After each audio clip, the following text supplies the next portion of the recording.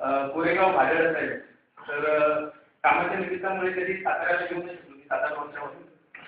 पण जेव्हा मला माझ्या मित्रांनी सांगितलं की साताऱ्याला जायचं, तर मी काय बघितलं नाही की आज गुरुवार ॲक्च्युली आज वर्किंग डे आहे माझं. तर मी बघितलं की मला सुट्टी भेटणार की नाही भेटणार वगैरे. सातारा बोलली की मी जाणार, कारण माझं गाव मला आणि खूप वेगळंच वाटतं. म्हणजे आज मी असं वाटतं की माझ्या लोकांमध्ये, माझ्या फॅमिलीच्या लोकांमध्ये मी आहे. तर तो एक वेगळाच आनंद आहे. आज आपण इथं जयंती साजरी करतोय आणि बाबासाहेबांबद्दल म्हणजे बोलायला गेलं तर कसं आपल्या सर्वांच्या मनामध्ये एक भावना आहे बाबासाहेबांबद्दल. मला असं वाटतं की आपला इथं उपस्थित सर्व आणखी उपस्थित नाही ते पण काय म्हणतात सर्व इथं एक गोष्ट मानते की बाबासाहेबांबद्दल आपल्या मनामध्ये एवढं प्रेम आहे, एवढा आदर आहे की आपल्या आई वडिलांना, पालकांना जर कोणी अपशब्द काढला तर कदाचित आपण समजू. पण बाबासाहेबांबद्दल किंवा महापुरुषांबद्दल कोणीही जर अपशब्द काढला आणि जर तो पोलीस जरी असला तर त्याला खाकी वरती सकट टाकून काढणार. एवढं प्रेम आहे बाबासाहेबांबद्दल.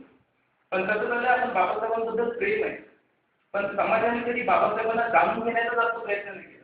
कारण बाबासाहेबांना जाणून घेण्याची दुसरी गोष्ट आहे आणि त्यांच्याबद्दल प्रेम असणं, आदरभाव असणं ती वेगळी गोष्ट आहे.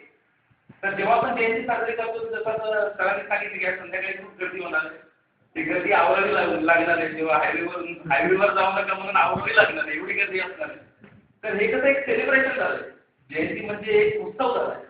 पण बाबासाहेबांचा जर आपण अभ्यास केला तर बाबासाहेबांची जयंती मुंबईमध्ये झाली होती 17 ऑगस्ट 1952. मुंबईमध्ये बाबासाहेबांची जयंती झाली होती आणि मुंबईवरून जेव्हा बाबासाहेब दिल्लीला होते 52, तर बाबासाहेबांना बोलावून घेण्यात आले की बाबासाहेब तुम्ही या, तुमची जयंती करायची. बाबासाहेब बोलले बिलकुल मी येणार नाही, माझी जयंती करायची. तर आपले लोक पण वाचतात. आपले लोक बोलले बाबा एकदाच करू. आणि बाबासाहेब बोलले अध्यक्षाला बोला, जे बोलले तुमचीच. तर बाबा बोलले यार तुम्हाला प्रत्येक आम्हाला बाबाच लागतो. मग बाबासाहेब आले. बाबासाहेबांनी विचार केलेला की यांचे जरा काम करतो, त्यांना जरा दम देतो. तर बाबासाहेब आपल्या 17 ऑगस्ट, मी परत तारीख सांगतो, 17 ऑगस्ट 1952 मुंबईला स्वतःच्या जयंतीमध्ये, स्वतःचा वाढदिवसाचा जो कार्यक्रम होता त्याच्यामध्ये बाबासाहेब काय बोलतात, माझी जयंती बंद करा, मला देव मानू नका आणि माझ्या नावाचा जय जयकार करणं बंद करा. तर बाबासाहेबांची काय अपेक्षा आहे, माझ्या नावाचा जय जयकार बंद करा, पण मला ज्या गोष्टी मोलाच्या वाटतात ते प्राणपणाने करा, जीवाची बाजी लावून करा. ही बाबासाहेबांची अपेक्षा. मी एक उदाहरण देतो. म्हणजे कसं आहे, बाबासाहेब जाणून घेणं आणि बाबासाहेबांचं जे उरलेलं कार्य ते पूर्ण करणं ही एक जबाबदारी आपल्याला. कारण बाबासाहेबांचं अधुरं कार्य अजून पूर्ण झालेलं नाही. कशावरून पूर्ण झालेलं नाहीये? बाबासाहेबांच्या जीवनातले 4 महत्त्वाचे प्रसंग सांगतो. 1927 मार्च बाबासाहेबांच्या जीवनातला फार महत्त्वाचा क्षण. तेव्हा बाबासाहेब काय बोलतात, मला या भारतामध्ये स्वातंत्र्य, समता, बंधुता आणि न्यायावर आधारित नव समाजाची रचना करायची आहे, समता प्रस्थापित करायची. 1927 ला. परत बाबासाहेब 1935 ला जेव्हा धर्मांतराची घोषणा करतात, एवढे मुक्कामी की हिंदू धर्मात जन्माला आलो तर हिंदू धर्मात मरणार नाही, त्या घोषणेच्या वेळी सुद्धा बाबासाहेब म्हणतात की मी हिंदू धर्म सोडणार, त्याला लाथ मारणार. का मारणार? तर मला समता, स्वातंत्र्य, बंधुता आणि न्यायावर आधारित नव समाजाची रचना करायची. त्याच्यानंतर घटना समितीमध्ये जेव्हा बाबासाहेबांची जी स्पीच आहे 26 नोव्हेंबर 1949 ला, तेव्हा पण बाबासाहेब बोलतायत की इक्वॅलिटी म्हणजे स्वातंत्र्य, समता, बंधुता आणि न्यायावर आधारित नव भारताची मला रचना करायची. आणि जेव्हा बाबासाहेब धर्मांतर करतात नागपूरला, तर नागपूरला सुद्धा धर्मांतराच्या वेळी बाबासाहेब बोलतात, आज मी बौद्ध धर्म घेतला. का घेतला? कारण मला समता, स्वातंत्र्य, बंधुता आणि न्यायावर आधारित नव समाजाची रचना करायची. इथं सर्व उपस्थित सर्वांच्या वयाचा मी आदर करतो. एक प्रश्न आहे की बाबासाहेबांचं जर स्वप्न होतं की भारतामध्ये स्वातंत्र्य, समता, बंधुता आणि न्यायावर आधारित नव समाजाची रचना झाली पाहिजे, ते करण्यासाठी आज बाबासाहेब नाहीयेत. पण काय आपण डिसाईड करू शकतो की आज समता, स्वातंत्र्याचा समाजामध्ये प्रस्थापित झाली आहे? आपल्याला नकारात्मक उत्तर द्यावं लागणार. म्हणजे बाबासाहेबांचं जे स्वप्न होतं ते अधुरं राहिले आणि ते करण्यासाठी आज बाबासाहेब आहेत का? म्हणजे जबाबदारी कोणाची आहे? आपण जे जयभीम बोलतो, आपण जे बोलतो की आम्ही बाबासाहेबांचे भक्त आहोत, अनुयायी आहोत, आपली ती जबाबदारी आहे. मला असं वाटतं, मी बौद्ध आहे, माझे आईवडील बौद्ध आहेत, मी बौद्ध आहे, पण मला असं वाटतं की फक्त बौद्ध घरात जन्माला आलो म्हणून मी जयभीम होत नाही. भीम सैनिक बनत नाही. फक्त बौद्ध घरात जन्माला आलो किंवा बाबासाहेबांना अगरबत्ती मेणबत्ती करतो, 14 एप्रिल 7 एप्रिल मला दादरला जातो किंवा दर बुद्धविहारामध्ये दर पौर्णिमेला बुद्धविहारात जातो, खीर खातो म्हणजे मी बौद्ध होत नाही. तर मला असं वाटतं की बाबासाहेबांचा जो लढा आहे, जो अधुरा लढा आहे तो पूर्ण करण्यासाठी आणि बाबासाहेबांचं जे आंदोलन आहे हे समाजामध्ये प्रस्थापित करत असताना खरं बोलायला आणि सत्य परखडपणे मांडायला कोणाच्या बापाला जो घाबरत नाही तो खरा भिकतोय. कोणाच्याच बापाच्या बापाला घाबरायचं तरच आम्ही भिकतोय. आता हे आपण बघितलंय शिवाजी महाराजांच्या बाप बदलण्याची हरामखोरी ब्राह्मणांनी केली. पुण्याच्या ब्राह्मणांनी शिवाजी महाराजांना जिजाऊंना आपल्या आईला आपण काय बोलतो, आई बोलतो ना. जिजाऊंना आपण काय बोलतो, राष्ट्रमाता जिजाऊ. जिजाऊंना आपण काय बोलतो, राष्ट्रमाता जिजाऊ. का? कारण तिने अशा पुत्राला जन्म दिला ज्यांनी भारतवर्षामध्ये भूमिपुत्रांचं राज्य केलं आणि त्या आईची विडंबना हे हरामखोर करतात.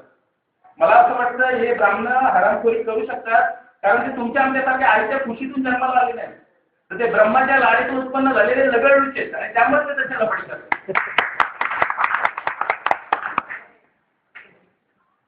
तर त्यामुळे एवढंच आहे की बाबासाहेबांचं जे आंदोलन आहे हे समाजामध्ये प्रस्थापित करण्यासाठी आपल्याला कार्य करावे लागणार आहे आणि ही आपली जबाबदारी. जगाच्या पाठीवर कुठल्याच तरुणावर किंवा कुठल्याच व्यक्तीवर एवढी जबाबदारी नसेल जेवढी जबाबदारी बाबासाहेबांनी आपल्यावर टाकली. बाबासाहेबांचा एक संदेश आहे, ते विद्यार्थ्यांना एक संदेश देतात की इंग्लिशमध्ये, मी इंग्लिशमध्ये सांगतो आणि त्याला मराठी सांगतो. बाबासाहेब बोलतात 25, 26, 27 डिसेंबर 1946 नागपूरला all India scheduled caste student फेडरेशनचं एक अधिवेशन झालं. त्या अधिवेशनामध्ये बाबासाहेब म्हणतात स्टुडंट लोकांसाठी होतं, फक्त विद्यार्थ्यांसाठी. तिथं बाबासाहेब स्टुडंट जे तरुण विद्यार्थी आहेत त्यांच्यासाठी एक अपेक्षा ठेवतात, त्यांच्याकडून एक अपेक्षा ठेवतात की आज बॉईज, आमचे मुलं, आज बॉईज शुड लर्न 2 थिंग्स. आमच्या मुलांनी 2 गोष्टी शिकाव्या. फर्स्टली, पहिली गोष्ट, they should learn that given an opportunity they are none in inferior in intelligence and capacity. जर आमच्या मुलांना, आमच्या तरुणांना जर संधी भेटली तर श्रमतेमध्ये आणि सामर्थ्यामध्ये ते कोणापेक्षाही कमी नाही हे त्यांनी सिद्ध करावं असं बाबासाहेबांना वाटत होतं. आणि दुसरी गोष्ट बाबासाहेब बोलतात ती फारच महत्वाची. बाबासाहेब बोलतात our students will not tread on the path of personal happiness. स्वतःच्या स्वार्थामध्ये मजबूर नाही राहणार. तर बाबासाहेब बोलतात they will lead to the community. They will lead to the community to be free, to be strong and to be respected. माझ्या समाजाला तरुण जेव्हा शिक्षण घेईल, जेव्हा सामर्थ्यशाली बनेल, तर तो स्वतःच्या स्वार्थामध्ये मजबूर नाही राहणार, तर समाजाला नेतृत्व देण्यासाठी, समाजाचा लढा आपल्या अंगावर घेण्यासाठी तो झटेल आणि समाजाला स्वातंत्र्य मिळवून देण्यासाठी तो पुढाकार घेईल. आणि पुढे बाबासाहेब बोलतायत की I am sure they will do that. मला अभिमान आहे आणि मला खात्री आहे की माझा समाज असं करेल. आपण स्वतःला कुठेतरी आपण स्वतःला विचारलं पाहिजे म्हणाला काय बाबासाहेबांच्या अपेक्षेवर आपण खरेपणाने उतरलो. बाबासाहेबांनी जे कार्य केलं किंवा बुद्धांच्या काळामध्ये जे कार्य झालं, जे क्रांती झाली, नंतर संतांच्या आंदोलनामुळे जी क्रांती झाली किंवा शिवरायांच्या वेळी जी क्रांती झाली किंवा बाबासाहेबांच्या वेळी, त्याच्यासाठी एक महत्त्वाचं कारण होतं की त्यांना निष्ठावान लोक सापडले. त्यांना निष्ठावान माणसं त्यांनी निर्माण केली होती. बाबासाहेब स्वतः बोलतात की तुमच्याकडे बुद्धी नसेल चालेल, पैसा नसेल चालेल, पण मला निष्ठावान प्रामाणिक लोक पाहिजे. निष्ठावान आणि प्रामाणिक लोक पाहिजे. आणि ते निष्ठावान आणि प्रामाणिक कसे पाहिजे माहिती आहे? आपली आई आहे ना, आपली आई म्हणजे जिने 9 महिने सतत त्रास देऊन आपल्याला जन्म दिला, त्या आईच्या नजरेला नजर मिळवून, त्या आईच्या डोळ्यात बघून आम्हाला प्रामाणिकपणा म्हणता आलं पाहिजे की आई आपल्या आईच्या खुशीला पण लागतो तिला त्या दलालाच्या भडव्यांच्या खुशीला मी नव्हे. तर महापुरुषांचे विचार प्रस्थापित करत असताना आणि सत्य बोलत असताना कोणाचीही पर्वा न करणारा खऱ्या मावळ्याला, खऱ्या भिक्षनिकाला तू जन्म दिला असं सार्थपणे जेव्हा आम्ही बोलण्याची आमची जेव्हा तयारी केली त्याचवेळी आपण बाबासाहेबांचे विचार समाजामध्ये खडकावून असं मला वाटतं. आता मी आपण किती अभिमानाने सांगतो की बाबासाहेब घटनेचे शिल्पकार, भारतीय घटनेचे शिल्पकार बाबासाहेब. पण या ग्रामीण व्यवस्थेने 1956 नंतर या घटनेमध्ये असे काही तरतुदी केलेल्या आहेत किंवा असे काही कायदे बनवलेले जे घटना फक्त नावाला राहिली. एक उदाहरण देतो तुम्हाला, करायचे खोटं वाटेल म्हणून एक उदाहरण देतो. बाबासाहेबांनी घटनेमध्ये प्रोव्हिजन केलेले की आदिवासी जो आहे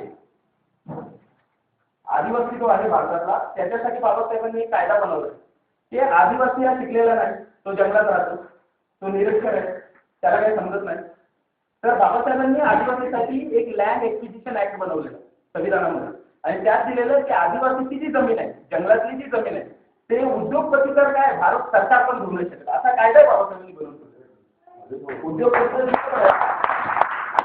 भारत सरकार पण घेऊ नाही शकत असा कायदा बाबासाहेबांनी बनवला 2005ला तेव्हा नवीन पटनाईक त्याचं ओडिसामध्ये सरकार होतं, काँग्रेस होती सेंट्रलमध्ये. 2005ला तो कायदा सरकारने बदलला, त्या ब्राह्मणी सरकारने बदलला आणि ती जागा टाटाला दिली आणि तिकडच्या आदिवासीला बळजबरी केली की आता तुम्ही निघा, ही जागा मी विकली आहे. तो आदिवासी उभा राहिला, ही जमीन नाही, ही माझी आई आहे आणि आईला कोणी विकत नसतं. ही माझी जमीन आहे, ही माझी आई आहे, आईला कोणी विकत नसतं म्हणून तो उभा राहिला. तो जसा उभा राहिला 13 आदिवासींना दिवसाजवळ गोळ्या मारल्या. मी असं मानतो की त्याच्या गोळ्या आदिवासींवर त्या धाडल्या, त्या आदिवासींवर धाडलेल्या गोळ्या नव्हत्या, त्या संविधानावर धाडलेल्या गोळ्या ब्राह्मणांनी. तर मित्रांनो, आता ही लढाई सुरू झाली आणि बाबासाहेबांनी नेहमी सांगितलं की मला भक्तांची गरज नाही. हा जो लढाई ना मित्रांनो, हा फक्त आणि फक्त भीम सैनिकच लढू शकतो, भीम अनुयायीच लढू शकतो, भक्त नव्हे. भक्त फक्त 14 एप्रिल 6 डिसेंबर अगरबत्ती मेणबत्ती करून घरात बसणार.